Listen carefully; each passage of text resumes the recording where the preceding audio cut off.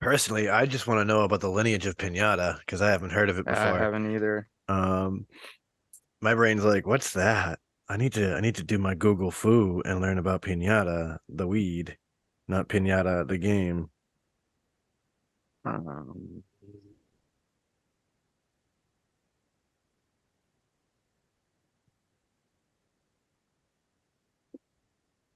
Balanced hybrid by compound genetics, crossing jet fuel gelato with birthday cake?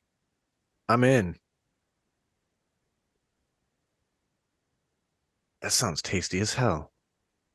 I think I'm gonna go with this watermelon kush though. Dig it. All right. Yeah. Well, you set that up. I think let's set up a podcast. What do you say? Yeah, I'm Let's down. do it. All right. 3, 2.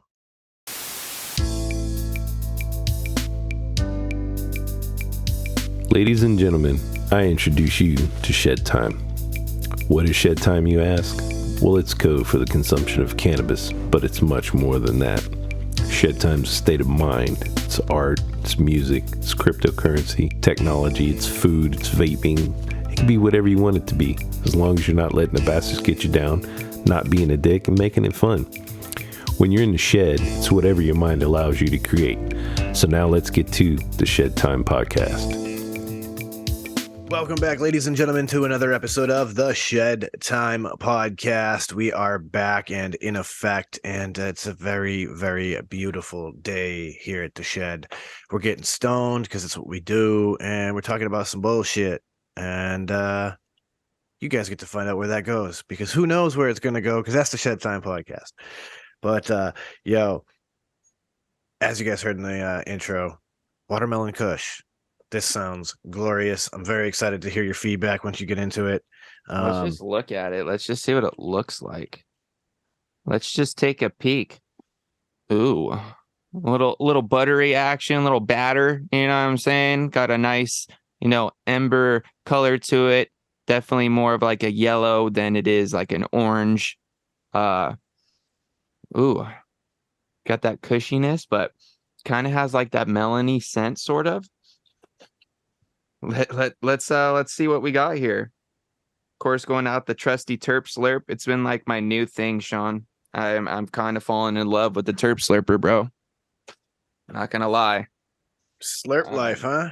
Dude, I just love the compression you get out of it, dude. You know what I mean? It's like when you got that perfect airflow on like an RDA or whatever, and it just brings that nice warmth along with that nice amount of flavor. You know what I mean?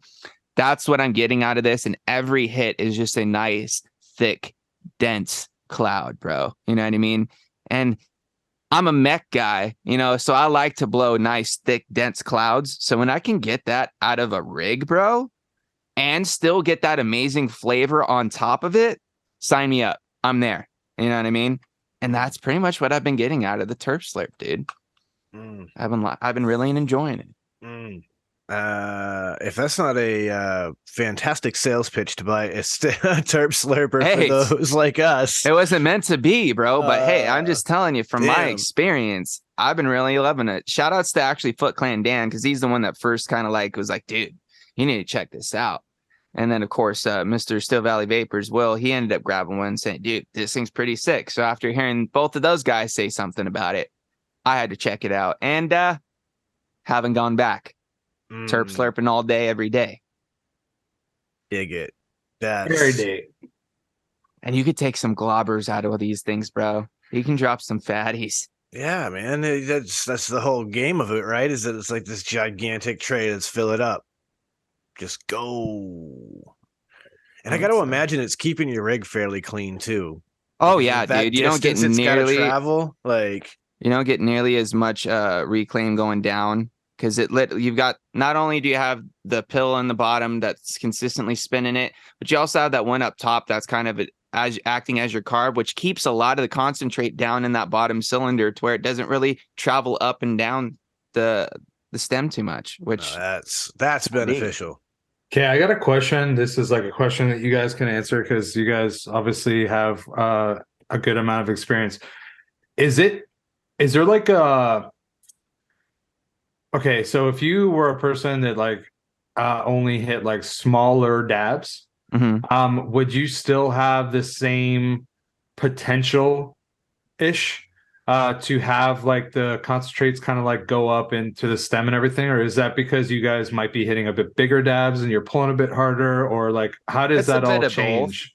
So yeah, sometimes it's about your design, right? So like Like if the it's design of like the apparatus you're using? yeah, so like Okay, if you're pulling a lot of air and your banger specifically happens to have let's say lower walls and a wider opening to that, neck, we'll call it, that fits into your actual rig, all that's going to contribute to your ability to suck that oil into that neck and then into your rig, right?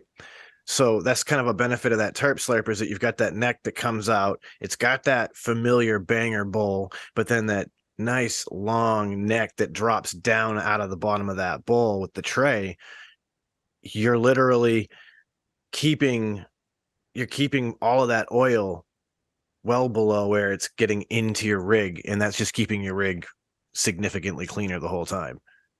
Okay. And like I was saying, with this top, not this top one up here, but this medium marble in the center, that helps keep a lot of the concentrate like in this area if it ends up escaping up here. It's where it doesn't really go up and travel down, because this is like about your normal banger size already. So it's like it's already liquefied so much down here that you don't get as much traveling up and down that down stem. You know what I mean? You get a chance to vaporize it more down here before it gets up here. Is there like so like when you're showing that on camera, like for everybody out there that you're not familiar with, like maybe all of these pieces or specifically the one James got in his hand, it's kind of like coming out and it's coming directly horizontal out from like the bucket. So like is there ones that kind of have like a slight downward, so like it's harder for things to go up? Or is that like kind of like the design of a lot of them? 90 is about the most drastic you're going to get. You might get some that are 45s, but that's just based off at wherever your down stem sits. You wouldn't want one going down, because then when you go to put your concentrate in there, it's going to end up spilling out. You want it to be a flat. No, sorry. Like, but so there'd just be like a slight elbow off of like where the bucket hits onto the thing. So instead, like yours is going like this and then down in. Instead, it could be like going like up and then just coming down. I get what you're saying, but that's also one more joint that can be broken.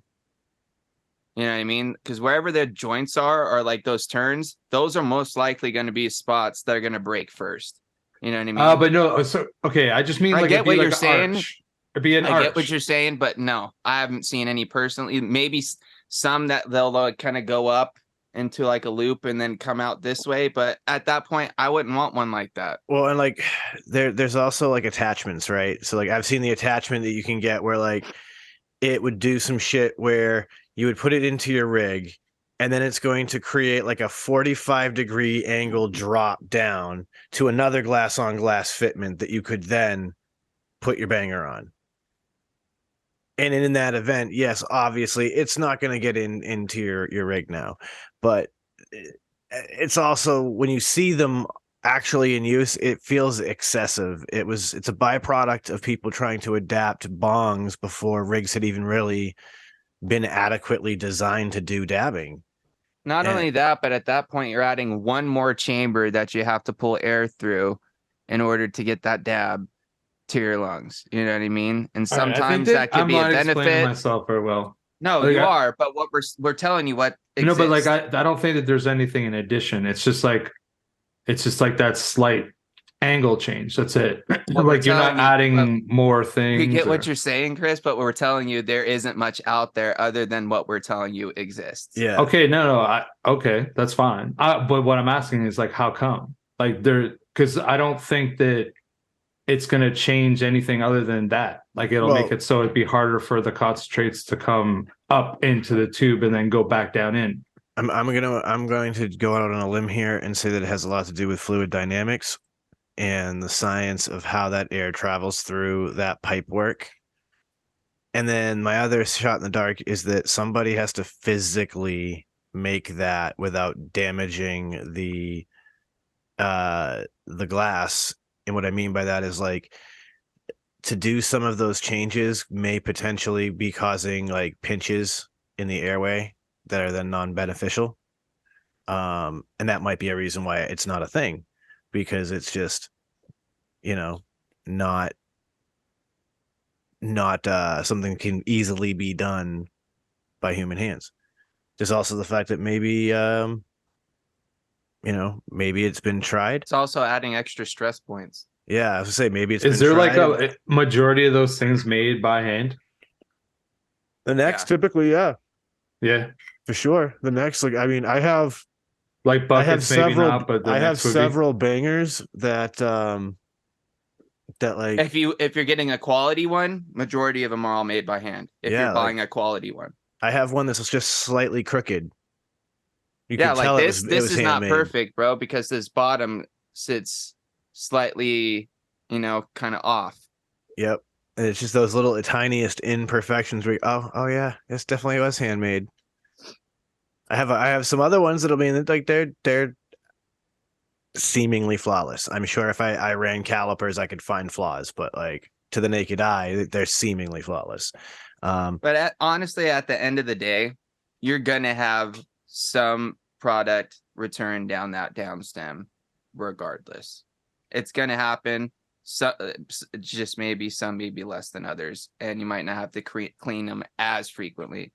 It's the condensation of the material that too. That's inside. what I'm saying. Like, eventually, it there does. is going to be a buildup, even if you did like how you're saying, instead having it kind of come up and then down, so it doesn't have that chance to just kind of go straight down into your rig. There's going to be a buildup at some point just with the vapor, just like a pipe. You know what I mean? You smoke through a pipe long enough, eventually there's going to get resin buildup on the inside. I mean, even the Dynavap, right? Like, the longer you use your Dynavap, all of a sudden you look down that fucking condenser tube, you're like, oh, no wonder I'm not getting a good hit. There's like a pinhole straight through here. Yep. That watermelon kush though, very tasty. Very tasty. Cushy yet fruity. Now that's a kush we all strive for right there.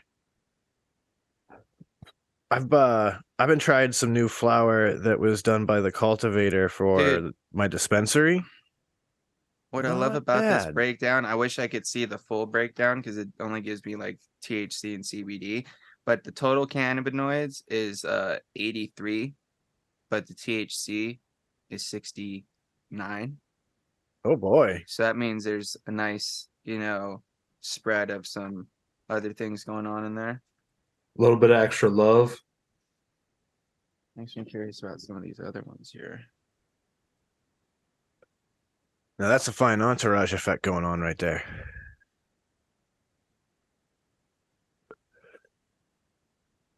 These ones have about All I know 1.5 is that after we're done recording, I'm gonna go to the dispensary. I'm gonna get some fucking shit that is indica as fuck. I'm gonna get another cleaning solution bottle because like I'm getting pretty close to the end.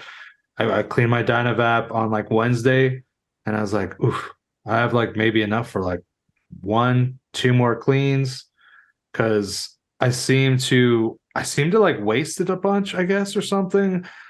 I don't really know. Like maybe I'm like not being as efficient with like my cleaning supplies like as I could be.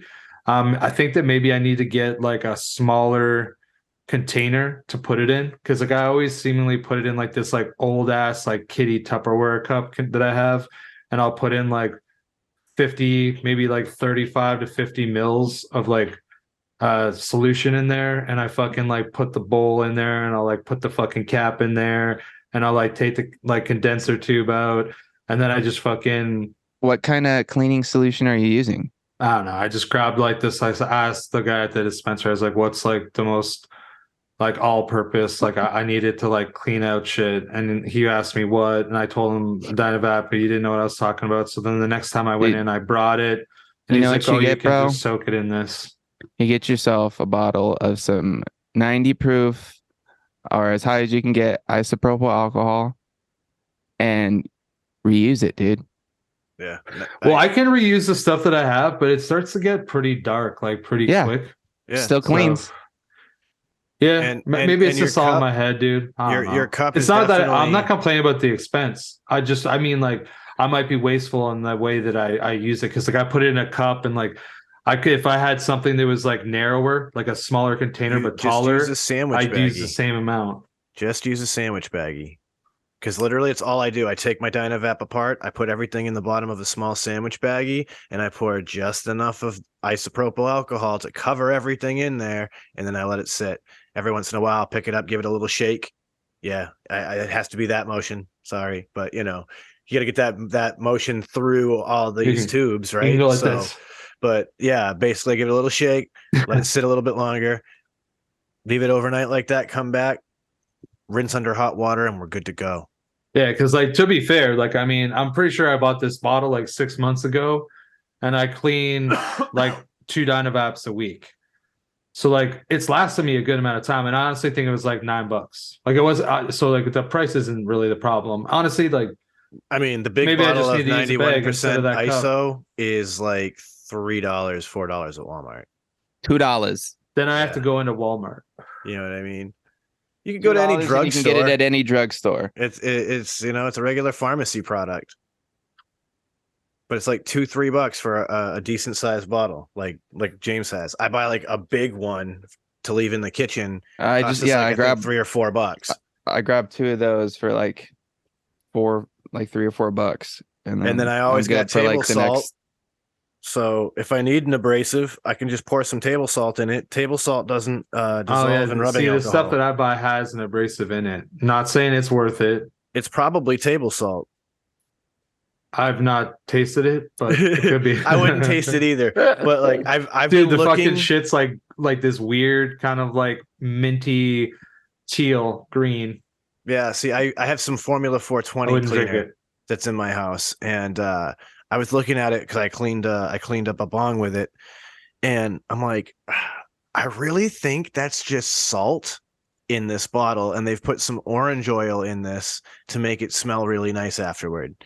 And the interesting thing was that I had like a pile of it left in the bottom of the bong after I had dumped all the liquid out, and when I ran hot water through it, it dissolved in the hot water. And it got me thinking, I definitely think this is salt. I think it's common table salt, and it's probably isopropyl alcohol with some dye and some fucking scent in it, just to like make us feel like, oh, it's make nice you and think fresh that and it's like clean. more quality. Yeah, exactly. It's and like, yo, this is like really, it works real good. It must be some special shit. It's like, nah, homie, it's just some fucking dye, a couple of drops of this, and the regular shit that you buy for $3 at the like, fucking crazy. But I'm really starting to suspect that the majority of these bong cleaners out here, that is what they're doing. And listen, I'm not here to knock the hustle. If that's how these companies are literally making their living, shout out to them for literally. It's like pizza, right? A whole bunch of really relatively inexpensive ingredients creating a product that is worth a significant upcharge. So yeah, dude, I'm not mad at it. But, pizza is one of those things. That's true, actually, because there's a number of things on a pizza that are cheap. All your fucking money goes to like cheese, basically. Probably cheese and pepperoni. Those would be like your 2 big fucking amount items. Pizza's history is in literally reusing scraps. So it was like you had some scrap bread dough, you'd spread it out. You had some leftover tomato sauce, you'd throw it on there. Some scrap cheese from other meals, you'd throw it on there. Some other maybe scrap vegetables or something you'd put on top. You'd bake it, and it was it was a lunch snack you could just quickly take out, go to work, and eat real quick.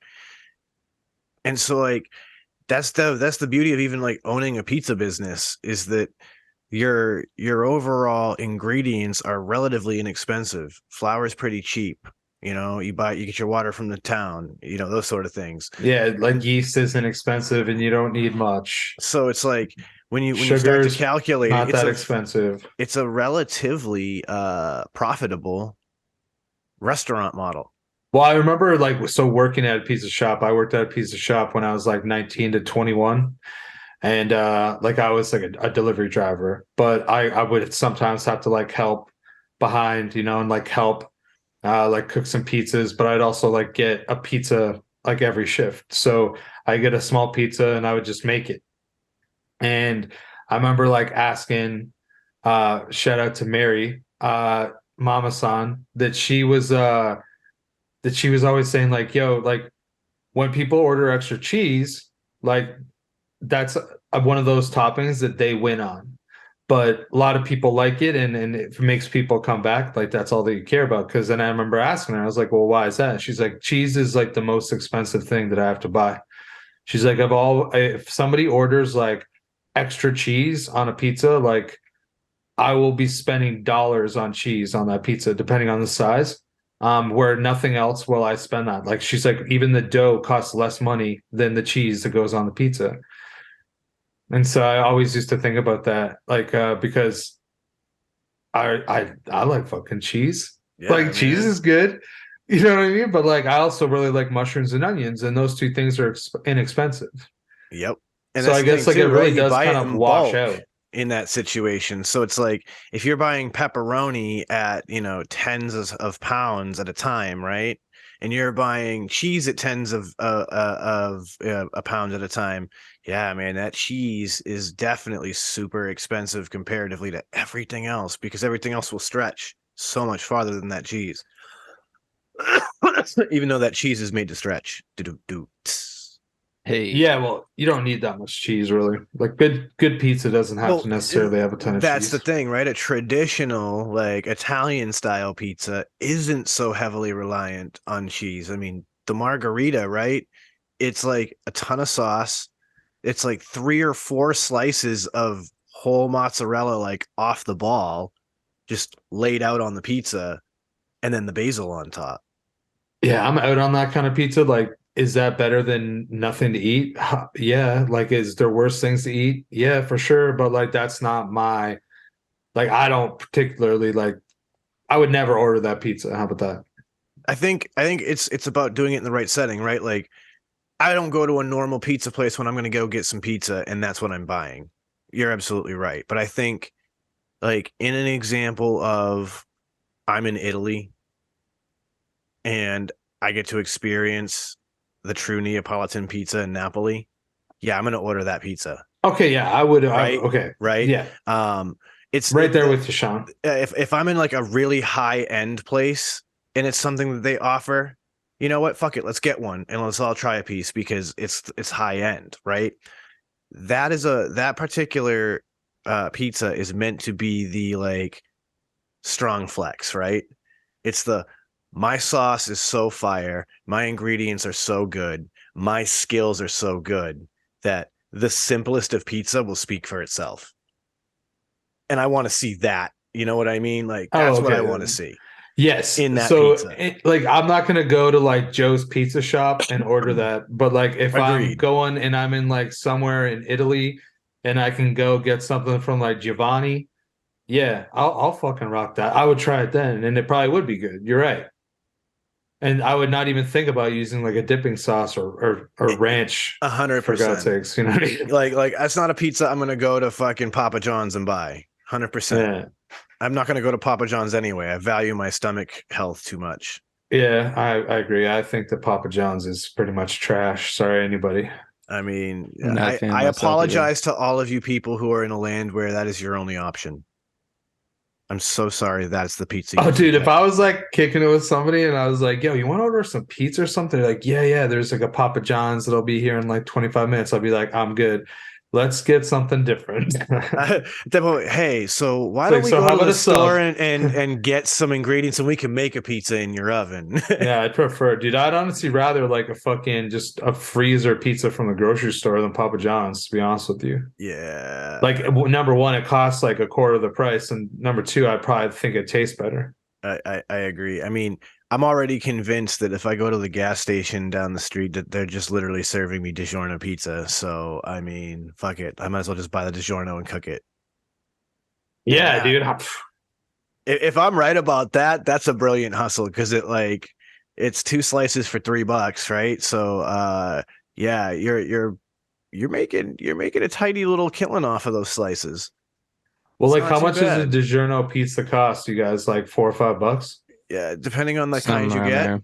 Yeah, if you get like a real basic one, like the gas station one, yeah, it's like a $5 pizza. Oh no, sorry. I mean like the freezer ones, like the ones that you get from like the grocery store, like a DiGiorno. Yeah, that's what I'm talking about. Like if Okay, I'm sorry. convinced that this gas station is literally just buying DiGiorno's and that's what they're cooking is their pizza. So like I mean, that's sort of genius if people buy it.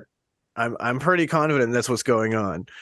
The texture, the flavor is pretty much the same. I've bought worse pizza, okay, from a pizza shop than and if nothing DiGiorno, else, sadly. right? Like exactly. I've had worse pizza from a legitimate pizza place, so I'm not mad. I guess it's also like, it's like how legitimate can they be if their pizza is worse than a fucking DiGiorno? God, dude. Probably not that legit. How bad is your pizza shop when the gas station pizza is the better option? Yeah, that's tough. That's a tough look, dude. Shit, man. I mean, there's this pizza joint down the street from me I refuse to buy from now. We when we moved into this house, we were like, all right, fuck it, dude. Like it's the closest one, we'll buy it, right? And we had a couple of decent pizzas from them. And all of a sudden we got this one and like it smelled wrong. It was a simple pepperoni and bacon pizza. Like we know what that should be. We open it's like something doesn't smell right. And as soon as you tasted the pepperoni, it was like, what is wrong with this pepperoni? Something is way wrong with this pepperoni. This is disgusting. I brought it back. I got my money back. I'm like, no, I won't be eating here ever again. Thanks. Less than a week later, the service was so bad, this woman snapped in there and ripped their cash register off their counter and threw it on the floor. Like, how bad a service do you have to have? Like, I literally, when I was calling to complain about that pizza, I sat on the phone in my house for about 5 minutes. No answer. So I got in my car, still on the phone, and drove to the pizza shop. Sat in the parking lot, no answer. Got into the store, still on the phone, and as soon as the dude acknowledged me, I hung up the phone, and the phone stopped ringing inside, and I went, yeah, that was me. What the fuck? Like, that's how bad of a pizza place this is. I'll eat the gas station over them. All day. Terrible. That's brutal, dude. And they used to be like a fire little spot too. Like this is like way back in the day. Like this was one of those places that had the like little jukeboxes at every table. So like when I was a kid growing up, I have like some fond memories of this joint. There was this big ass hill behind it. We used to go sledding, and it was a great time, man. You go sledding on that big ass hill, and then a few hours of getting your ass beat on the hill, you go over to Papa Gino's, you get yourself a pizza, enjoy yourself on some good food. Man, it ain't like that no more. But is it worse than no pizza at all? Yeah. After that last experience of like something's wrong with this pepperoni. Yeah. Okay. You know what I mean? If they're using like rotten food, yes, 100%. Like, I don't know if it's rotten food or if they're buying the wrong ingredients or what. Like they fucking try to pass turkey pepperoni it's like off goat on us. Pepperoni maybe or something. Right? Yeah, it's like some real weird shit. I don't know if that's what the situation was, but it was like, no, this is very wrong. I will never eat this food again. And I genuinely felt disgusted afterward. So like, after that, I literally went home and I think we made sandwiches. I think we just made a couple of peanut butter and jellies and called it a night. Like, well, fuck them. Going in for some pinata, boys. Oh shit! I was just sitting here staring at it, and I was like, you know what? I'm gonna try it. This pinata's got me intrigued, dude. Honestly, man, pizza's just one of those foods, bro, where I can pretty much eat that shit all the time. But there's been those few occasions recently where I've been just slightly disappointed with, the standard pizza. You know what I mean? It's like, I don't know, man. It's like the quality's have been dropping lately. I kind of agree with that. And I feel like a whole part of that is that like the service industry is so fatigued. That like agreed, because like, honestly, let's be real. Any like to go or fast food sort of situation, a majority of them quality has dropped. I'd say at least here in the States. I can't speak for Canada. Never been there, so don't know. There's very few places I feel that still kind of hold up. to like what they used to be. Yeah, like even you know the what I chain mean? restaurants, like Yeah. you can't go to a Chili's and it's not as good as it used to be. Well, and it's like you have to go to a specific one. You know what I mean? It's not like they're all pretty decent across the board. It's like, no, you can't go to this one on this side of town. You got to go to this one because those people actually give a fuck. The ones that one service is shitty, foods, whatever. Yeah, you know what I mean? It's a bummer, dude. It makes me just not want to go out to like eat a meal much anymore.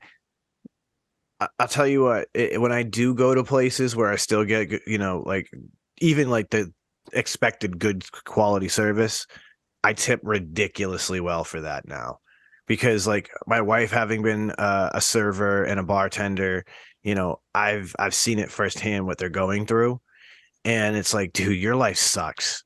Like It's a hard job hard. because a lot of times you deal with some shitty ass people, dude. Yeah, dude. Never like drunks, fucking just rude, ignorant people, like entitlement issues and things like that. Yeah, you get a lot of great people too. Don't get me wrong. Oh, I don't yeah. want to discount that. And you have some really cool experiences, and I've heard countless positive stories too. But at the end of the day, the job is grueling. And when you think about the fact that like in America, those people are making $2 to $3 an hour, when minimum wage is anywhere between 7 and 15, depending on your state, right? Like that's rough to take the kind of abuse that some of these people end up taking for that little money, and then to not even get a decent tip at the end of the meal. Like I try to tip, roughly 50% if possible. I've had opportunities where I've literally tipped the bill because I had the right amount of money to do it, and it was like this person just killed it. So like I feel like when people do give you that like above and beyond service, then it's like they definitely deserve to get that big hookup, because like, dude, I think the that service honestly, like industry's for me, rough. just like on the tipping front, like it's so dependent on how much the bill's for. If I'm out with some friends and the bill's $200, like I'll probably be like, yo, like let's just make sure there's $40 there. You know what I mean? Like I'm not like trying to fucking look like a G. I don't have bags like that I could literally be like, I'm gonna drop like $100 tip or whatever. If like I go out and like let's just say I ordered pizza. Like I haven't fucking ordered pizza in years because I haven't lived somewhere where they deliver. But like when I used to order pizza, if it was like $18, I just give 25. You know what I mean? Because like that to me is like more than fun. You know what I mean? That's reasonable though, right? Like I'm like saying I don't feel cheap. And also I feel like they'll be like, oh, that guy gave me a decent tip, because if I do 3 of those in an hour and I get anything close to fucking $20, that's pretty good for me. Like you're making pretty good money if you're getting that. But like, I understand that not everybody does that. But like if everybody did that little part, dude, 3 deliveries in an hour and you make $20. I mean, shit. And I mean, the weird thing is that like I'm less worried about hooking up the delivery driver, because that dude makes a minimum wage, right? Like he makes a decent wage. And well, so I don't know, up here, dude, some people, they'll just get paid by delivery, and they're like an independent contractor. Oh, so like, man, they might get paid, like they might be like, you get $3 from this delivery, and then whatever you get on top of that on the tip is all yours. So like you might end up doing like 20 deliveries on a shift, and like you are only guaranteed fucking $60. Yeah, like here in Mass, the dude who like is like a pizza delivery guy, for example, or your regular takeout spot, he's making whatever minimum wage is. And like here in Massachusetts, come January, that'll be $15 an hour. So he's literally making $15 an hour. And then people will tip them for their delivery as well. Yeah, that's good. That's actually decent money if you think about it. If you could work at a busy place. Yeah, for real. Like if you work at a really good place, like you could be doing 20, 30 deliveries in an hour. Well, dude, even if you do like 30 deliveries a shift and you work 5 hours, lots of pizza shops don't stay open past 11, and lots of them will like just be open for like dinner. You know what I mean? Like you'll work like a dinner shift. So you'll be like in there from like 5 till 11, or maybe 5 to midnight or something, if you have to like clean up or whatever. And you do 30 deliveries. Like you're already getting paid for 6 hours of work. and then you do 30 deliveries, dude, even if you average it out and you only get fucking $2 per delivery tip, that's $60 on top of that. Exactly. So that's you're money in making hand $20 an hour. weekly or bi-weekly paycheck. So Look, like, I'm not saying that that's like great money, but I'm saying that like if you did that and you had like another little side hustle, like you'd be doing okay. but meanwhile, like the server in the restaurant here, she's making like 2 something an hour, 3 something an hour. Yeah, so there's like serving minimum wage up here too. As far as I know, there used to be anyways, and like it was drastically lower than like minimum wage. Like I think that like when minimum wage was like $7-8, like server minimum wage was like $4, something like that. But like because tipping is definitely pretty prominent here, like 99% of people tip. You do make up for it if you're like working at a busy spot. Like I have friends who used to like wait tables. My brother used to like wait tables and shit. And like there'd be days that, they'd be coming home with like $150. And like up here, like I don't think many people actually claim it. Like I think it's just like, you get that, it's cash. Yo, it's interesting because like there are places that make you claim it. There are places that tell you like claim only maybe 10% of it. One of the things my wife and I have done in those situations is we've actually told people, hey, this isn't a tip. This is a gift. And you don't have to claim gifts on your taxes. Remember that. Yeah, that'll work. I mean, if you're going like, I would guess that like anything, right? The smaller scale you are, the less, fucking visibility you have. But if you're like a person, you're making like fucking good money, and then you had these tips and you're just saying everyone's a gift and you're like working at one of those places and you're making like $70 to $100 a night. I feel like even then, actually, now that I think about it, you probably still would just be completely under the radar. But like, yeah, I mean, like obviously, if you're like, one of those people that works at a place where you're getting tips of like $1,000 a night, like if you're like an entertainer dancer, like male or female or whatever, and like you're probably making pretty good tips. Like I'd feel like tips, those are gifts. Yeah, but like, are they? You know what I mean? They are, man. Those people are gifting you that money. So wouldn't like all tips be gifts? One could argue that 100% and probably get away with it. Fair. I mean, I wouldn't try to go against it. I mean, the interesting structure of that is that like I feel like the people who would have the kind of cash flow that would get them noticed by regulatory services are people who don't work in services where tips happen. Yeah, probably not. And in actuality, I strangely enough, I think those are the industries where those people get monetary gifts. Yeah, so like it's here prostitutes and whatnot. Is that what you're talking about? Like no, like I'm thinking like gigantically wealthy business people. I'm talking about like people like Mark Zuckerberg and shit like that, and Elon Musk. Okay. Like these motherfuckers don't get tips in their industries, but I would not be surprised if they get some interesting financial gifts, assets. It's like, oh, thanks. Here's like fucking $100 million of our stock. Exactly. For coming through that back door and letting us get that deal done. Exactly. This is a gift. It's a gift. And where this is not tax deductible because it's a gift. We gifted this to you. Right. Exactly. There's no cap. There's no structured transfer of funds like that. So that seems to be a trick that works better for the wealthy than the average. And I think those of us who are just average people, if we used it more often, we could probably skirt some tax issues for ourselves and save a little bit of money.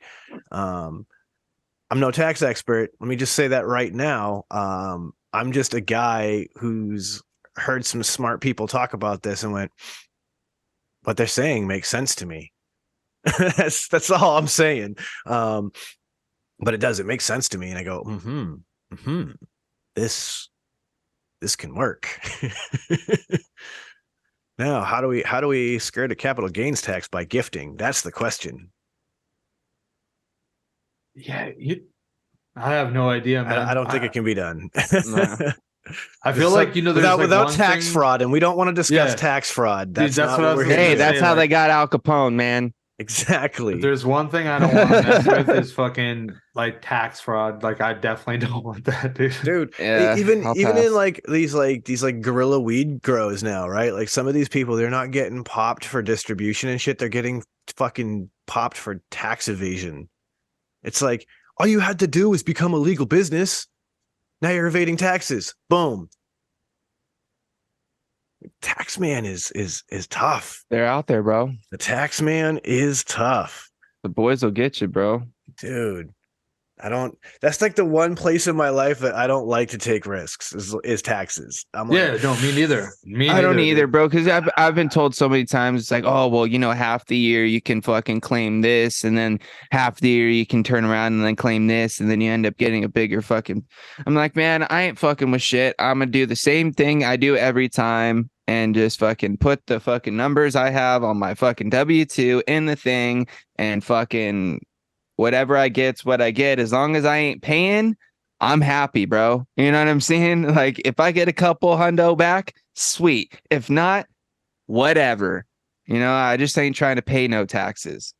I already See- paying enough throughout the year. You know what I'm saying? I ain't trying to pay more at the end of it. see, like there are clever ways I've heard and seen people get some excellent returns in There's ways their to do it, taxes. definitely, man. but- Like if you get a good tax guy that like knows how to work, like not like work the system, but knows how to like make certain moves within the system that aren't going to get you in trouble, but they're things that you can legally do to help you get a little bit extra at the end of the year. Fucking find that guy and just continue to go back to him. You know what I mean? Not everybody's lucky enough to find the dude that's, got that moral compass. You know what I mean? Some of them will just be like, hey man, if we cut this corner here and we cut this corner there, and be like, hey man, you do this, right? Yeah, you do this, right? Wink, wink. Like, you know what I'm saying? Like, yeah. there's those guys out there. Listen, I'm just gonna say, To each their own. I'm not knocking anybody's hustle, but I have ain't gonna catch me donated doing it. I have donated an untraceable amount of money to various religious organizations just to get my taxes down. Okay, I will say that. But like, I think one of the best ones I've seen and heard, and I think it's one that almost anybody can do. And some I ain't giving people, financial advice, bro. yeah, I'm the worst person to be giving financial advice. I know some people are already in a position to do this. Is like if you already have a business, there are so many goddamn write-offs available to you that if you're not taking advantage of at least some of them, you're missing out. Well, that's why they're there. You know what I mean? It's just if do you're your research, look, yeah, look for what you can and can't claim and take advantage of what you can. That way, you can continue to have a thriving business and you're not fucking suffering at the end of each year trying to fucking come up with a shit ton of money. I know that if you in America have a 1099, you're a contract worker, that that thereby qualifies you to take advantage of some of those things. And like some great advice I was once given is like if you're ever a 1099 worker, remember that if you have a computer desk in a certain room, that can be your office. Now you can write off a portion of your house bills to run your office because you're a contract worker. So you have to have an office to keep track of your taxes and your bills and all that shit. And it was like, oh shit. Okay. If you look at it from that perspective, cool. So like there's all sorts of cool little tricks you can do if you're a contract worker or you already own a business. And I think anybody who is in a position should look into it because who doesn't want to save some money on taxes if they can?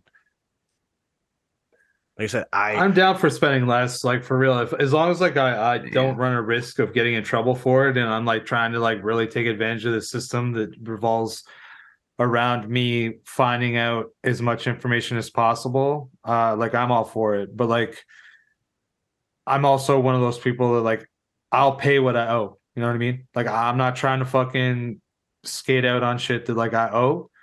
I will pay whatever I'm like okay to pay. Do you know what I'm saying? Like if I have to pay this much, then that's what I'll pay.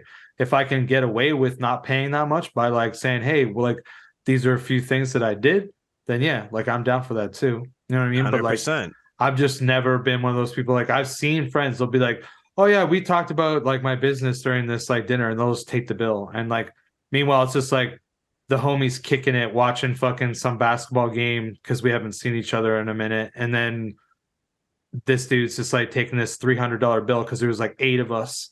And he's saying that's a fucking write-off for his business. Like, that's fucked up. It's like, bro, your fucking business is like a shoe store. Like, get the fuck out of here. You know what I mean? But here's the thing, right? Like, literally I know, at least in American tax law, right?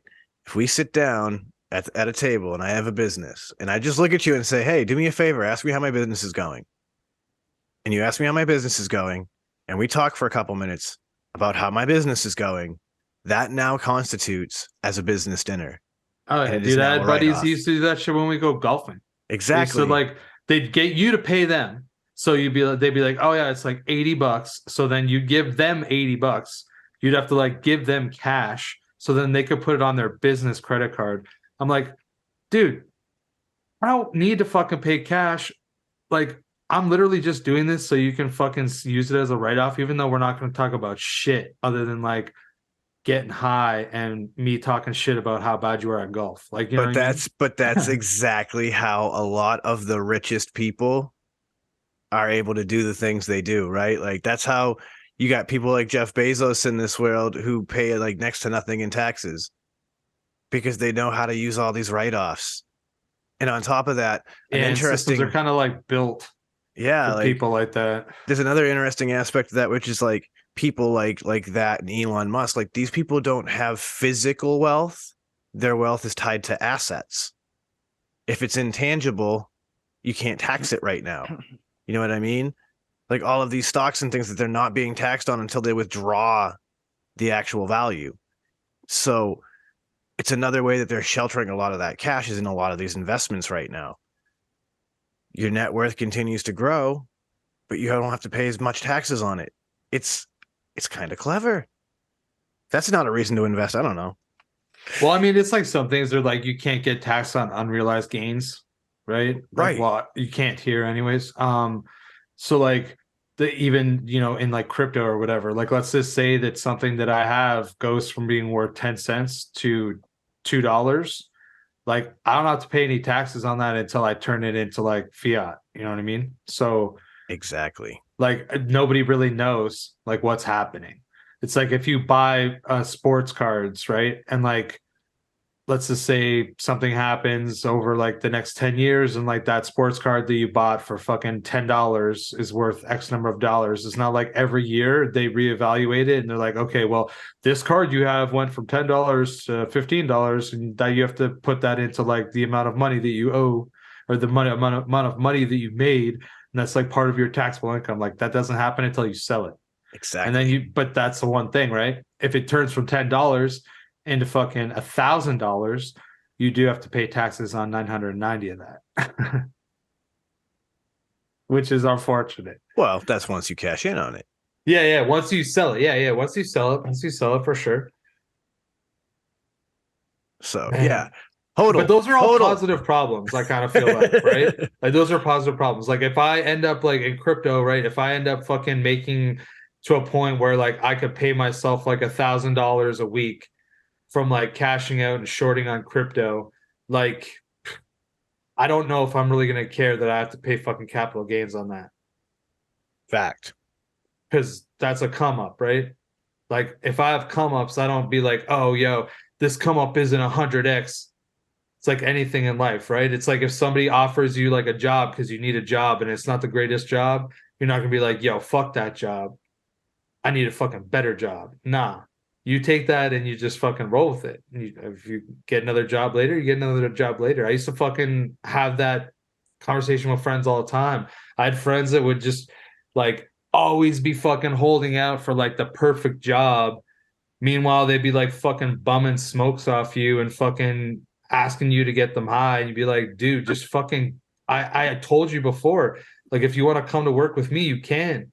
Like, it's not even that bad of a fucking job. And they'd be like, oh, well, dude, it's too early in the fucking morning. Like, it's not the right job for me. I'd be like, you know, it ain't the right thing for me. Me fucking supporting your goddamn habits.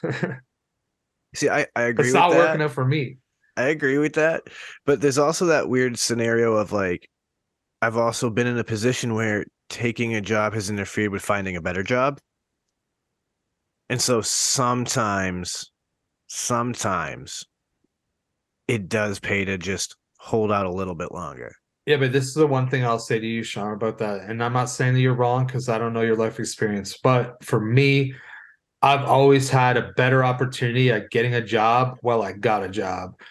Like whenever I have no job, it's like anything, you're just like, holy fuck, I'm literally gonna have to take fucking anything.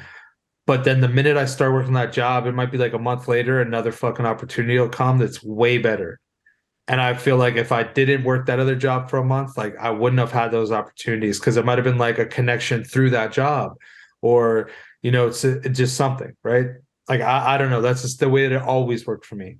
I'd always like get a job and then I'd find a better one real quick, as opposed to like waiting to try to find the perfect job the first time. I'm not saying that like it has to be the perfect job. I'm just saying that like sometimes by taking the quick first job that just comes along, it actually prevents you from getting the job that actually could have helped. Oh, it's like for me, for instance, this time around when I just got this previous job or this job I'm working at now, I actually was about to start another job, and then this one fucking popped up, better pay, better fucking commuting situation, better hours, closer to home, and it was more in my wheelhouse. And I was like, well, shit, fucking, I'll jump on this one, baby. And thank God it happened before you started actually working the other job and just missed the whole opportunity. Yep, it worked out though. Because like I know like there was a time the schedule I ran for Target just interfered with my ability to find any other work to get out of that place. So that was a situation where like I wanted to leave and just could not conducively set up the opportunity to get another job.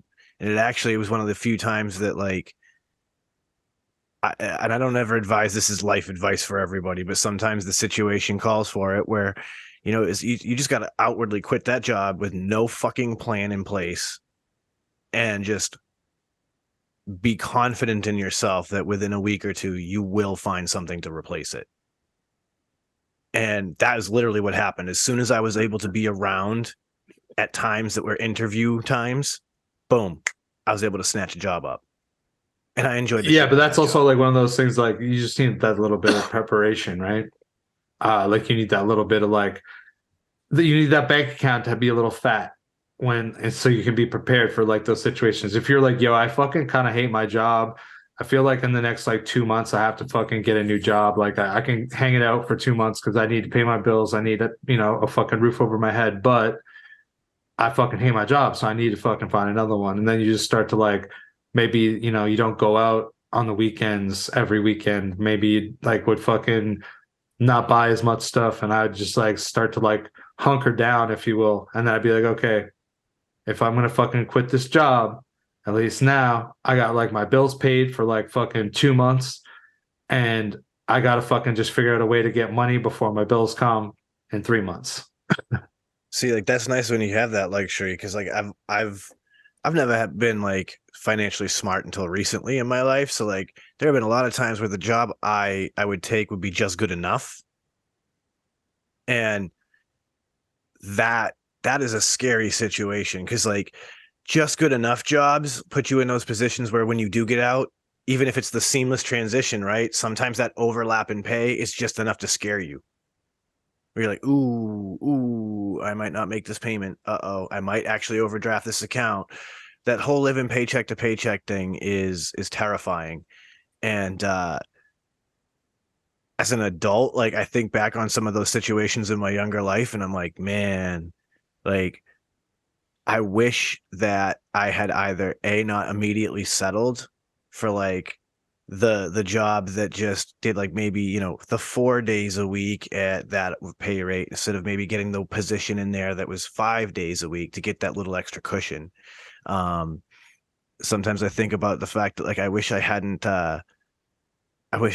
have not tried as hard and settled as far as my own performance was concerned to just be a cog in the wheel in those places and not tried to climb to make more money. I think that's like why like side hustle should never be overlooked. You know what I mean? Like if you have a side hustle that even can make you $200 a month, like that $200 a month might be like, your fucking cell phone bill, your internet bill, boom. Like that's just like something that gets paid and you don't have to worry about it. And it's like a side hustle that's not really capitalizing a lot of your time. Like right now, currently, like I'm kind of starting to go into a part of my life where it's gonna be like the first time in probably, I don't know, dude, like I feel like over a decade of not having a side hustle, like just having like one job, like one place and I'm making money. And I don't know if I'm scared, but like I think that I'll probably end up finding something to as a side hustle. It's just gonna have to be something different or like a change, because I always have liked like side hustles, man, because that's like for me, side hustles were always like anything extra on top of what I make at my regular ass job or like at my business is like I can do whatever the fuck I want with it, right? Because like I don't live beyond what my job can give me. So whatever my job is giving me, that means that my life is catered to that level of like income. So if I can make an extra $500 in that month, that means that I can live like a fucking G for that $500. If I want to fucking just go to the dispensary and drop 100, or if I want to fucking go out to dinner with some friends and fucking pay for everybody, or if I want to fucking just go for a drive and waste fucking $50 of fuel, Hold on. all those little things. That's like that extra float money that I don't care. You don't drop 100 at the dispensary? Or that's just like my minimum. Yeah, Damn. like I don't know. I honestly don't think I've ever actually dropped $100 at the dispensary because dude, you know me. I always fucking get grams. And I don't want to talk about it. Then let's move on. No, that's fine. But I'm just saying, right? Like that's like for me. Whenever I've had like that little side hustle, like that's where I waste that money. I get that 100%, except for recently, dude, because I'm starting to do a thing, gentlemen, where it's like whenever I end up coming up on like a little bit of extra cash, I'm just taking it and just like putting it somewhere. You know what I mean? And then kind of just trying to forget that it's there. And then eventually I'm going to have something that comes up and I'm going to be like, fuck, I need some fucking money. Oh, wait, I've got a stash. And then, you know what I mean? It's just there. You know what I'm saying? The old depression banking. Yeah, James stuff it in the mattress. Sock drawer. There's like a fucking sock that's like fucking. Nope, that's not the drawer, bro. That's not the one. But no, I that's like I'm just starting to do that because it's something I was always like told to do, you know, like growing up, like my mom would say, you know, just take a little money and just put it away somewhere that you know where it's at, but just don't touch it. You know what I mean? Just like as, you know, like a little savings thing. Because I know if I have it in the bank, eventually I'm going to use it because I use my debit card a lot for shit. You know what I mean? Just because it's simple, quick, easy. You know what I mean? I don't usually carry a lot of cash on me. So it's just like at that point, you know, when I've got like a couple extra, you know, bills in my wallet, I'll just take them out and throw them. I'm starting to throw them over there and just, you know, keep a stack. Like all that money I made when I was in Vegas, took all that cash, threw it in that stash, bro. You know what I'm saying? So it's like, because I know in April, there's another meetup happening and I might need a plane ticket. You know what I mean? And instead of, you know, having to worry about making sure I have the cash at the time, you know what I mean? From, you know, whatever, it's just like, oh, I already know I've got a stash that's at least a plane ticket already. You know what I mean? And as long as I don't touch it, as long as I don't touch it and it sits there and I, you know, maybe even add a little bit to it, that means I've got not only a plane ticket, but probably some spending cash while I'm out there. And then I don't have to worry about dipping into my normal funds for my normal bills to do, you know, what I normally do. You know what I mean? Sorry. There's a meetup. What kind of meetup? Yeah. The Stew Crew meetup, dude. Where? In April at Still Valley. What? He posted about it in the Discord, bro. Yeah, where are you at? It's in the Stew Crew meetup. Where have you been? Thread. It's been there for like a week or two. Yeah, I'm just honestly, I think that like for me personally, I'm just like locked in as to like I'm going to Will's house in 2 weeks, So like I just scoffed it off. I was like, yo, I'm going to 2 weeks. What does it fucking matter about April? Yeah, dude. So All it's right. just like I'm already I guess planning for that. You know what I that'll probably be mean? the next time I go then to Will's. I'll go in November, then April.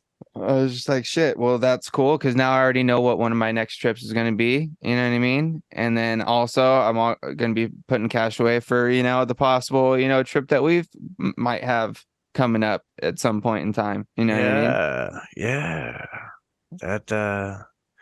That could be a serious thing if we can make all that work. That could be a real serious I think thing. it could be a thing, bro. It could really be a thing. Listeners, you'll have to stay tuned to find out what it's all about when the time comes. But we got big plans over here. And Sean, how far away are you from fucking Still Valley? Last time I looked it up, I want to say it was like a full day drive. What? No. I mean it in like an over 8 hours kind of full day drive. Yeah, I'm gonna fucking check right now. I'm pulling up maps as we speak. I'll let you do that then. I'm gonna find. But yeah, dude, because like here's what this is what I'll tell you. Like, and I'll tell you this right now. Bro, I'll like help you rent a car. Like, let's fucking go. Like, I'll literally be like, "Oh, Sean, how much is a car gonna cost for that weekend?" And you're like, "It's $300." I'll be like, "Bro, I got 150 right here. Let's go. It's already in your fucking PayPal." Dude, I'll toss in on that, bro. For reals. I mean, you and Lizzie to come out there. Fuck yeah, bro. Dude, that'd be so fucking wild. Dude, you know what? I'll even say this: take some of that fucking patron fund. Ha. Yeah, you know what I'm saying, and get your fucking ass out there, son. I knew it was like a full episodes. I knew it was like a good long day. It's a 10.5-hour drive to get there.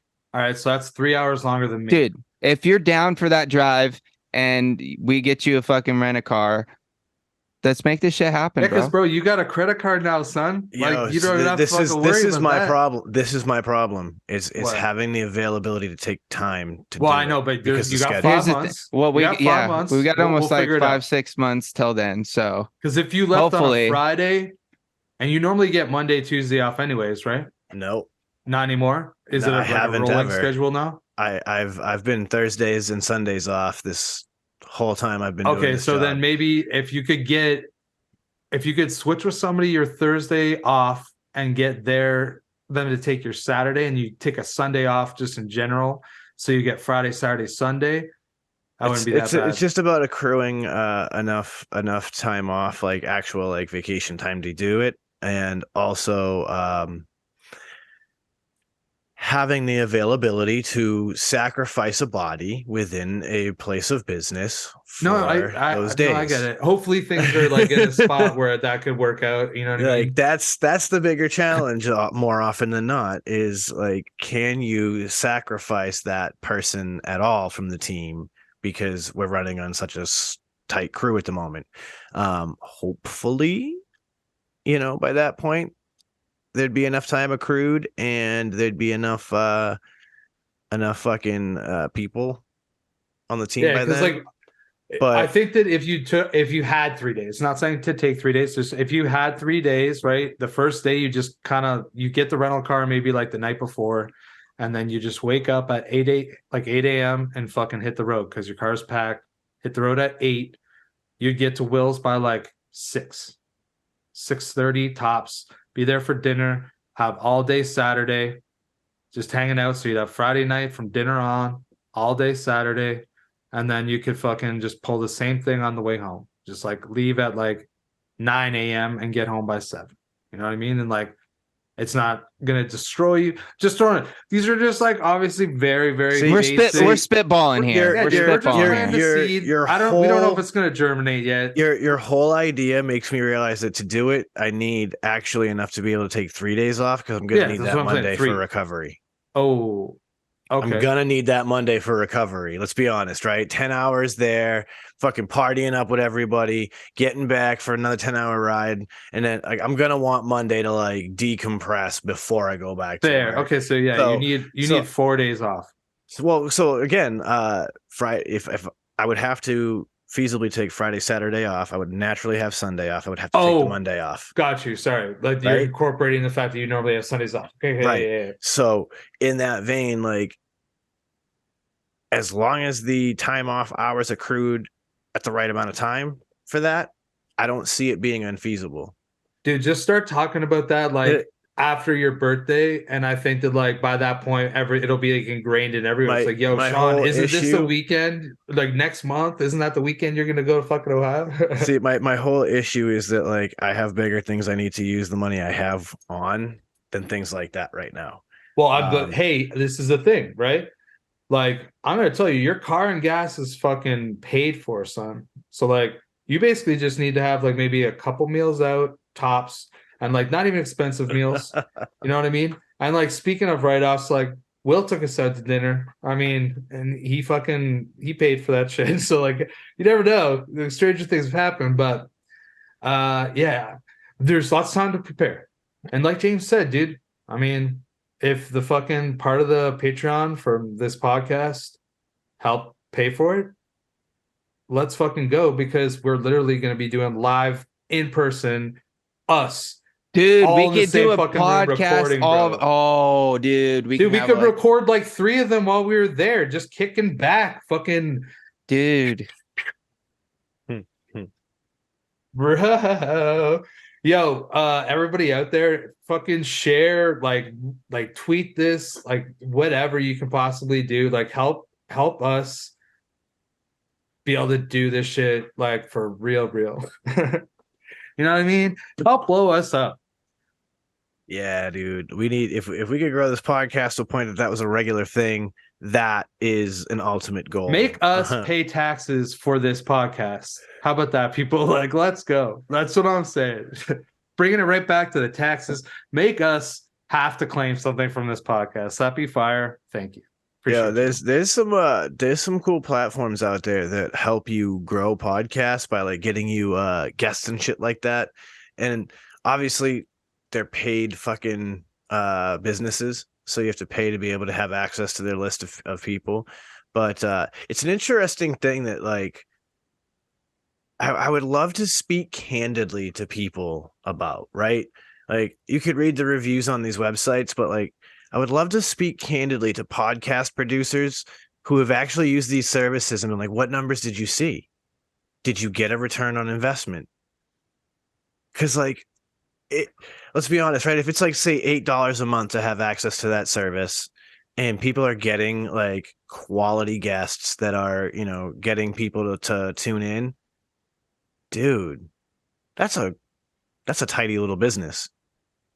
Oh, absolutely. You know, like, dude, that's like the dream. Like I don't remember if those are the right numbers, but I'm just saying, like, if it's a reasonable price and you have access to a great chain of people who are, you know, actively willing to be, you know, good guests on different podcasts, that's a brilliant model for a business. Bringing it back now to the, you know, profitable business models. Like, yeah, let's go. Like, that Shedtime Podcast. That coming is fucking, brilliant. we're doing a Midwest tour in April, baby. I like that Uncle Chris is going to be the champion of this one right now. Yeah, dude, for real. Well, next October, like that's a fucking thing. So we're gonna have fucking some roadies. Let's go. I can't fucking wait. Yeah, we got to see how some future plans pan out, because some of these things could be beyond realities. Nah, you want to know what? Because I have like this I don't know. I have this like really crazy feeling that like I'm fucking gonna be coming up like 2023. I feel like I'm gonna have like a pretty monumental come up. Like, I just have that feeling. I don't know what it's gonna be, but like I feel like I'm gonna have some level of come up. Like, I'm fucking due, boys. I'm fucking due for like a nice come up. And I think that 2023 is the year. Like, that I genuinely do. So you never know. This is one of those perfect scenarios of don't let your dreams be dreams. I don't give a fuck about how cheesy that shit is, or like how it's used all the time. I don't care, because it's fucking true. Yeah. It's so true. Like, if you already admit that it's not going to happen, there's no fucking chance it's going to happen. So you gotta fucking let your dreams be dreams. Or not, sorry, no wait, the opposite. You can't let your dreams be dreams.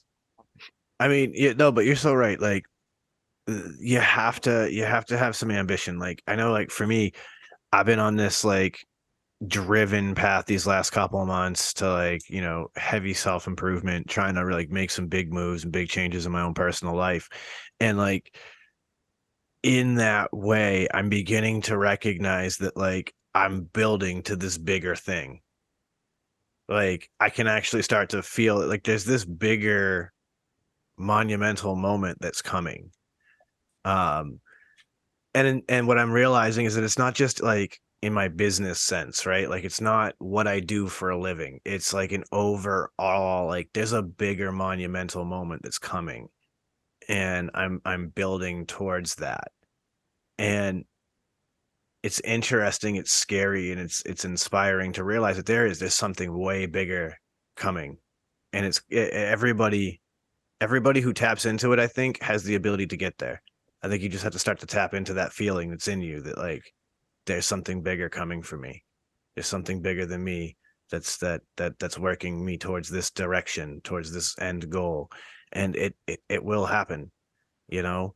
We've been talking about side hustles, and it's crazy because like I've been starting to like stack some side hustles myself, starting to do some things, make some moves so that I can possibly again even create a couple $100 a month or whatever, just to be extra cash flow.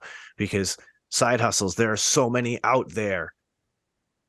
I mean, absolutely. It's crazy. One of the ones I'm really interested in, and this one just makes sense for so many people these days. So I want to share it with anybody. There are companies out there who want you to test the user interface of different apps. That's what they want. So for 10, 15 minutes of your time testing out the user interface of an app and giving feedback, you can make $10, $15, $20. So think about it. So many people are already sitting there on their phones screwing around. Why not spend an hour every day testing some app shit on the service and getting paid for it? No, Like, that's true. like little things that make money, like if you can find those little things, I mean, there's nothing wrong with that. there's so many little things like that though too. Like there's transcription services, right? How do you think a lot of captions make it onto things? They use transcription services. They pay people to just listen to what is being said in a video and typing it out. That's even how they do transcriptions of podcasts. So like I could pay a transcription service to have somebody listen to our podcast and type everything we say out so that people could read our podcast if they wanted. Oh yeah, I guess that's probably better than like when you watch YouTube, right? Yeah, because the AI one gets shit really messed up sometimes. The AI fucks shit up. I even like Instagram and stuff, they use the AI on a video I had shot, and I said flower, and it didn't talk about a flower, the plant. It talked about flour, like baking with all-purpose flour. Yeah. So I've noticed that on Twitter too. Shit gets like, fucking so weird. It's like AI, it was clear that they said something, and like the fucking AI was like, nah, they said this. It's like, nah, they really didn't. It was not even close to that. Yeah, so like there are transcription services that are out there that are looking for people to just listen to stuff and type what's being said. And if you're a good typer and you can keep up, you can make some quick dough just transcribing. I watch a lot of shit about like different side hustles that are out there for people. Not all of them are for me, but one of the ones that I've actually talked about on here before is affiliate marketing. You see that shit everywhere. Yo, Sean, by the way, just like somehow this conversation just like led my like wild brain to something that I'm gonna say once again. After the show, we got to talk about something that I have an idea for.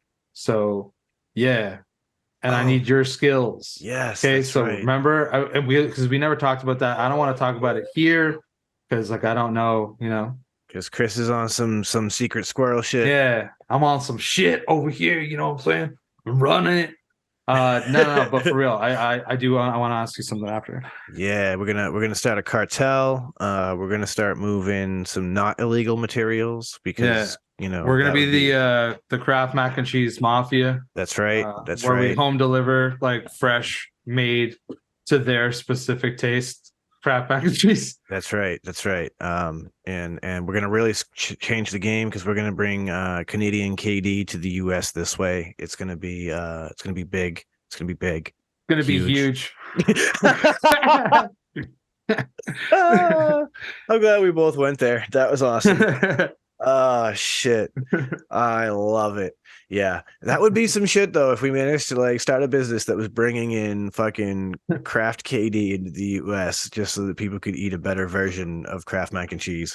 Yeah, I think that just like the sheer fact of fucking home delivery of ready-made KD is like even more fucking hilarious. Yo, I'm now having this. No, let's order some KD, bro. I'm imagining this amazing fucking ice cream truck, but with just vats of mac and cheese in the back. Just rolls up, beep beep. Come get your bowl There's of just like mac. a dispenser, like spout on the side. It's just like, oh my god, it'd be amazing, dude. Now that's a food truck, a mac and cheese delivery food truck. I'm into this. I'm down. Yep. I want one. Dude, I want some baked mac and cheese right now, dude. Bro, we just made one a couple weeks ago. Oh my god, I chopped up a bunch of kielbasa. Let me ask you guys, because this is something I do with my baked mac and cheese, and I just like it just because it adds a little flavor. Do you guys ever put like a little bit of some like cracked black pepper on top of your mac and cheese? yeah, of course. I put Dude, black pepper on it's everything. so good. Bro. It's so good. You know what I mean? little I do it even fresh not even just on like baked mac and I'll even do it on like some KD, bro. Yeah, of course. You got to. 100%. Yeah. Dude. Fresh cracked Fire. pep is I might even put fire. a little bit of like. But here's fucking, the hot other sauce thing on that I there, do. too. Here's the other thing that I do that I know a lot of people are gonna be like, dude, you're fucking disgusting.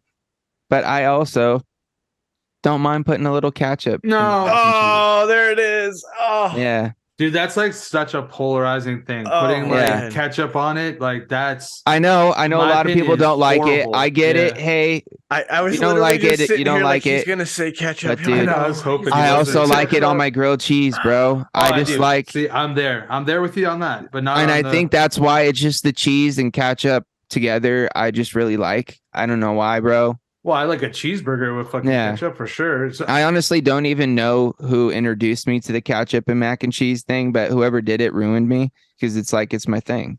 You know what I mean? I don't do it all the time. Just what every kind now of and then I ketchup get do a you craving. use? Just like, whatever ketchup we have in the fridge. You know what I mean? I don't use like a special like spicy So you're ketchup not or like nothing. Skippy with ketchup, is what? you're No, saying. not necessarily. Okay. Like I'm not a big Hunt's fan. I don't think. I don't know think how that's much the I've one. ever had that. So Heinz has more vinegar than the Hunt's does. We usually have like a Heinz or something like that in the fridge, like it's whatever standard, ketchup. Every now and then you have a store brand, because it's cheap and it tastes the same. I also think it's interesting that like ketchup is one of those weird condiments that almost everybody refrigerates, even though it's not technically necessary. Yeah, I thought that once you opened it, it was necessary. The vinegar content in ketchup is sufficient to. well, it's like why avoid they have it bacteria. out on like tables at restaurants and shit, and you don't necessarily have to refrigerate it. You know what I Yeah. mean? Because it's usually out on tables for people to use. You go to a hot dog spot, they usually got the ketchup and the mustard just sitting out there on the thing. Mustard's another one. Yep. Need to refrigerate it. Yep, the vinegar content in the mustard again. A lot of hot sauces, even though it says Same. to refrigerate. There's a lot of condiments you don't need to refrigerate. Some are, like you said, like a relish or something. Yeah, you'd want to pop Mhm. that in there. Mayonnaise, You know what I mean? of course, needs to be Yeah. refrigerated as dairy. because it'll separate. But like, yeah, there's a lot of weird things like that. Like a lot of people commonly put milk in the door of the fridge. You shouldn't do that because the door is the warmest part of your fridge.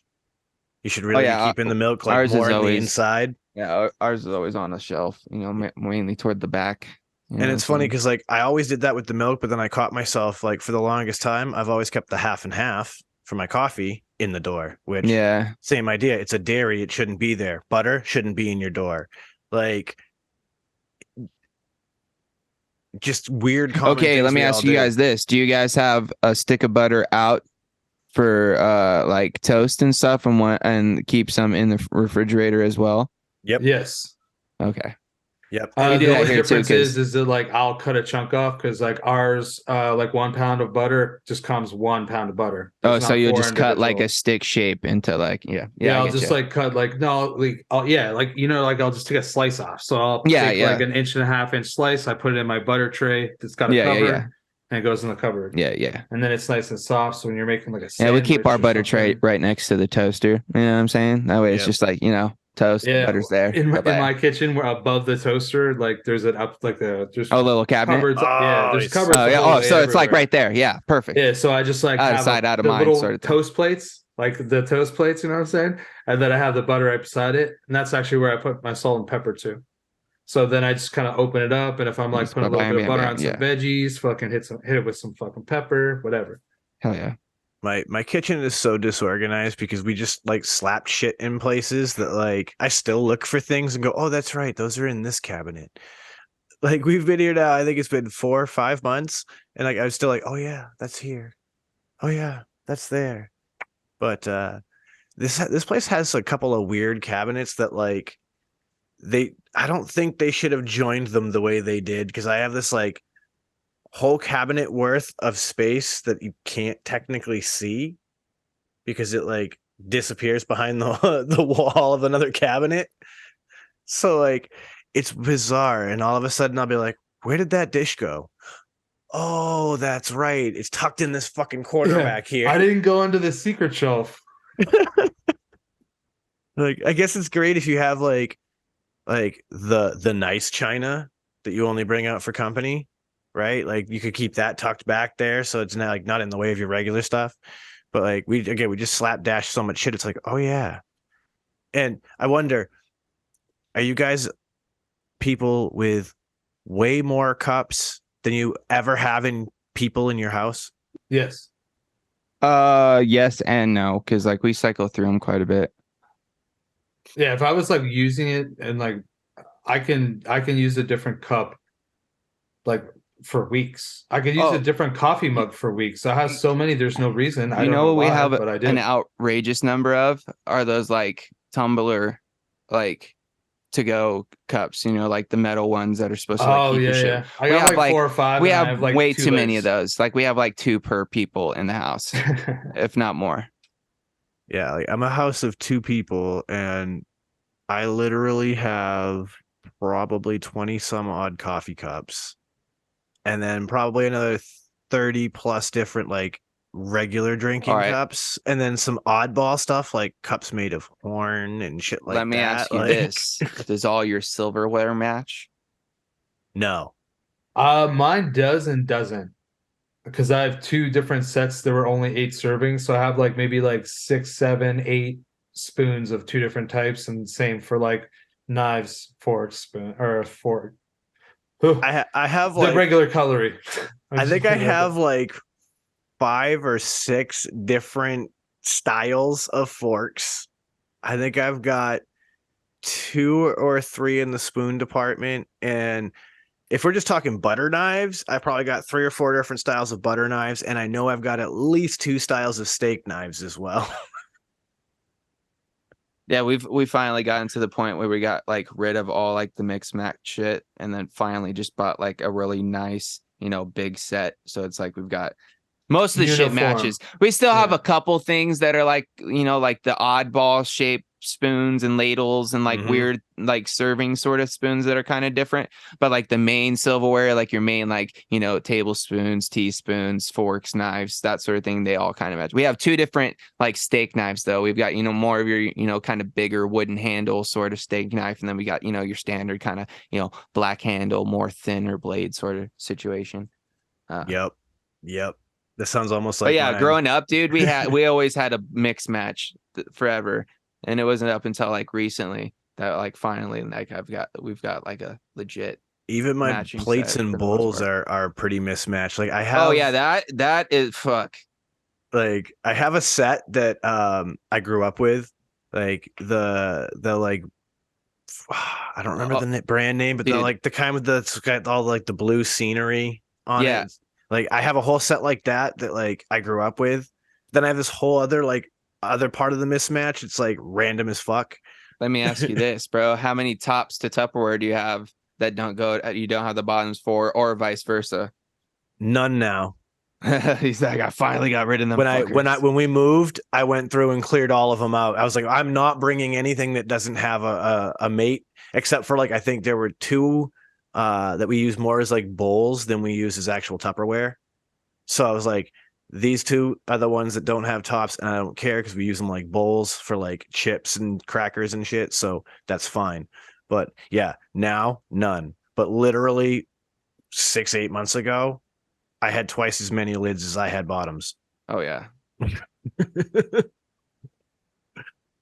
Don't know how. No idea where the bottoms went, but they're gone. Dude, that's even like me with frying pans. I probably have like 4 frying pans, and every one of them is like a different style, different age, different like relative shape. The only one that I have that's like legit still like really good is I have like one of those traditional like fucking wrought iron like fry pans. Yeah. The ones you have to like season and shit. Yep. And like you don't clean with soap. Yeah, that's what I got. I have one of those, but like I only use that for like special occasions, you know what I'm saying? So you can clean those with soap, but you have to like immediately cook them back out on the fucking stovetop.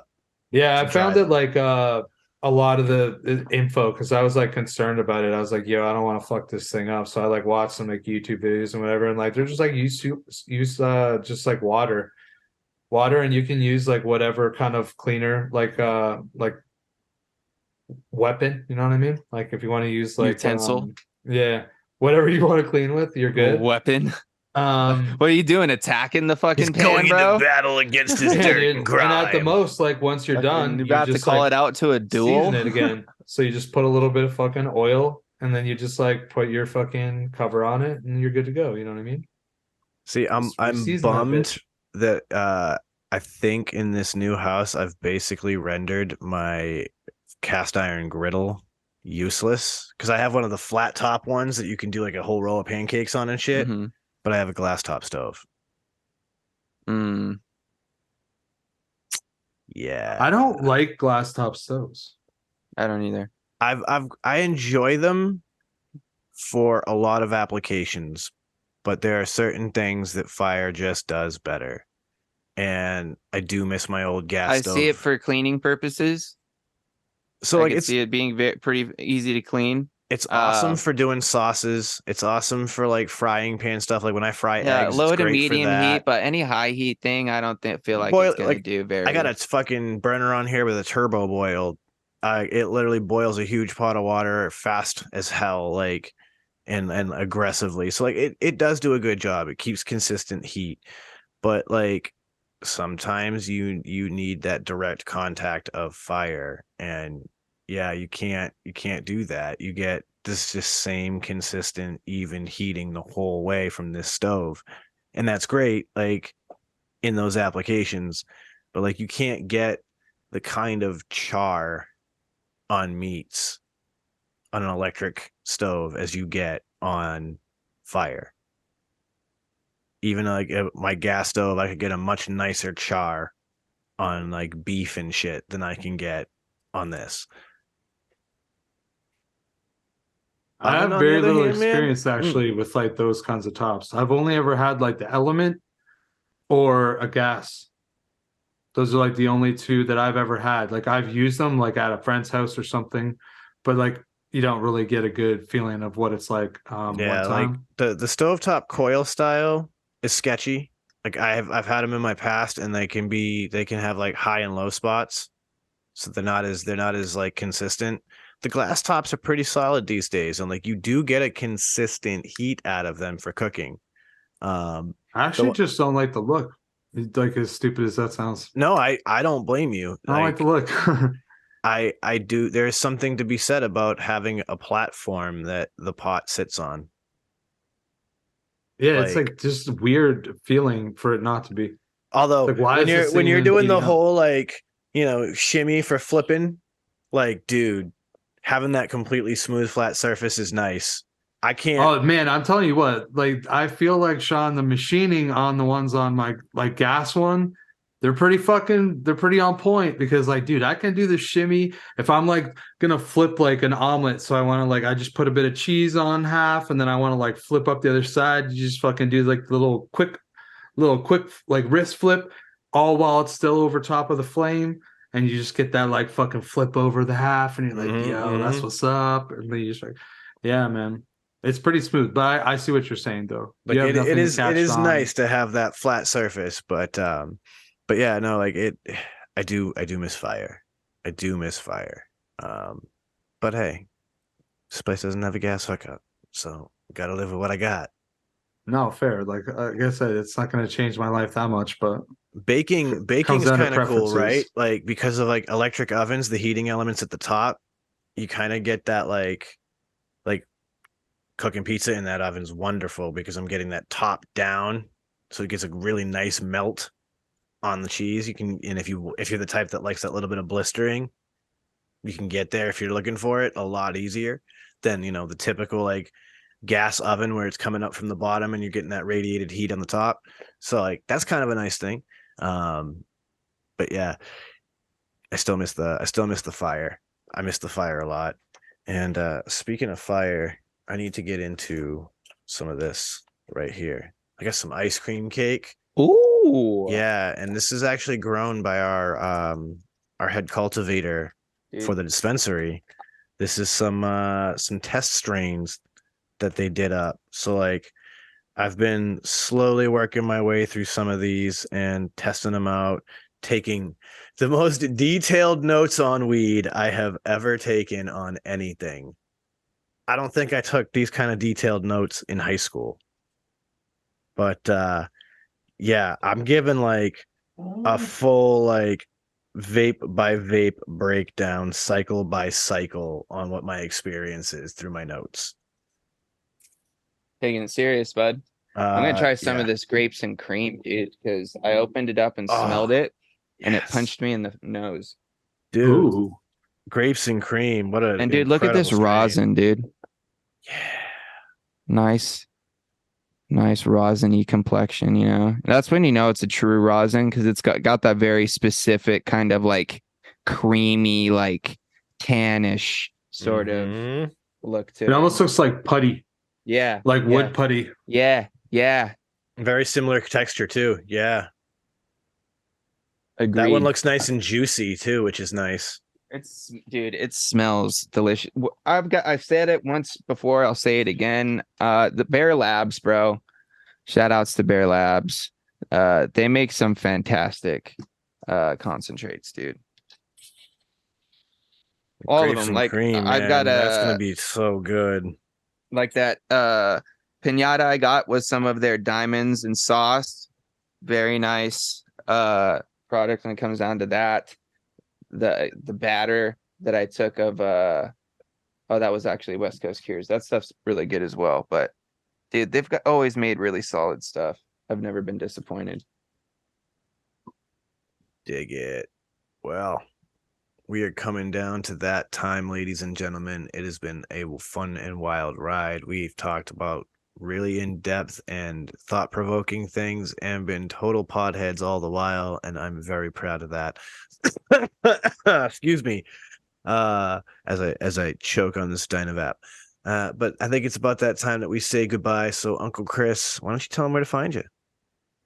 All right. Well, thanks for tuning in. Obviously, you know, you guys can find us anywhere on any podcast kind of service. Just look for the Shedtime Podcast. You'll probably find it. If you guys want to go check out our website, shedtimepodcast.com, you can find out all the information. You can listen to the podcast there. I'm sure that there's links to buy things, all sorts of stuff. So check it out. We appreciate it. And And then as for myself, you guys can check me out on Tuesday nights on KBTV's YouTube channel for Mixing It Up. And you can catch me on Friday nights at 8 o'clock Eastern Standard Time for The Green Room on French Nickel Vapor's YouTube channel. And other than that, I think that's about it. So everybody be safe. Have a good week. Live your best life. Frames, take it away. As always, like Chris said, you can check us out Fridays on my YouTube channel for, some build offs, some Shedhead sessions, all that good stuff. Of course, you guys catch us here on Sundays doing our thing. I'm actually going to be doing the build session here, which actually be after the fact you guys hear this episode. But go catch the replay. I'm going to be doing some of those throughout the week, possibly. Got a couple things I haven't built yet, so stay tuned for that. Other than that, I'm going to send out all those positive vibes, crisp high fives. And remember, guys, a little dab will do ya. Sean? Oh, yeah. Love that. So with all of that, guys, you know what to do. Shedtimepodcast.com is your one-stop shop for all the things Shed Time. You can find the Patreon. You can find merch. That wasn't small. Oh, look at that face. But yeah, you can find everything you want to find, socials, all of it right there, shedtimepodcast.com. And with all of that, I'm going to bring it to a close like I always do and remind you, don't let the bastards get you down. Be cool. Don't be a dick. And whatever it is that you do, be sure to have some fun because this is the Shed Time Podcast and it's time to roll on up and roll on out.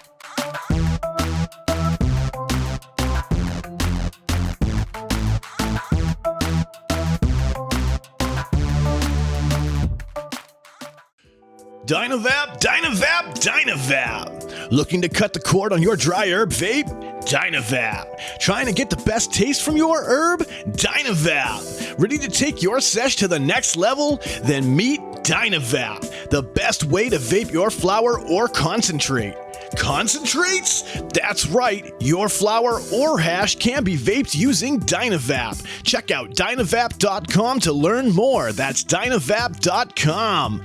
Lose the ash? Dynavap. What's going on, Shedheads? It's your boy, Frames Janklin. Are you looking to step up your match game or have a raw copper, brass, or stainless mod or RDA that you're absolutely tired of polishing? Then you need to go and hit up my man Ashton of Palmer's Powders. He does some absolutely amazing powder coating work. He offers many different colors and finishes at an absolutely killer price. This man is taking powder coating to a whole new level and he can make your setup an absolute masterpiece. You can go follow him over on Instagram at Palmer's Powders and you can go check out pricing on his website, palmerspowders.com. That's palmerspowders.com. And as always, let's just vape on, Shedheads. I want you to think of your favorite rebuildable right now. Yeah, okay, so you have a layer cake in your hand, and now you're about... Oh, sorry, yeah, that's not everyone's favorite. That's just mine.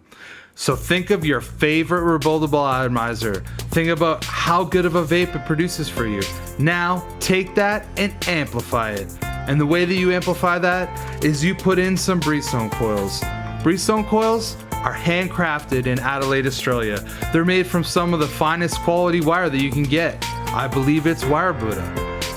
You take those coils, you take them out of that phenomenal packaging that clearly shows how much care that Adam puts on the quality of his coils and the insurance that you get them in good shape. You put them in that favorite RDA, and guess what? You have coils that now sing better than Celine Dion. Go check out Breezestone coils. You can find them on localvape.com and also steelvalleyvapors.com. Solid.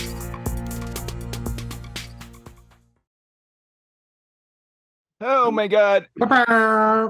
That was a lot.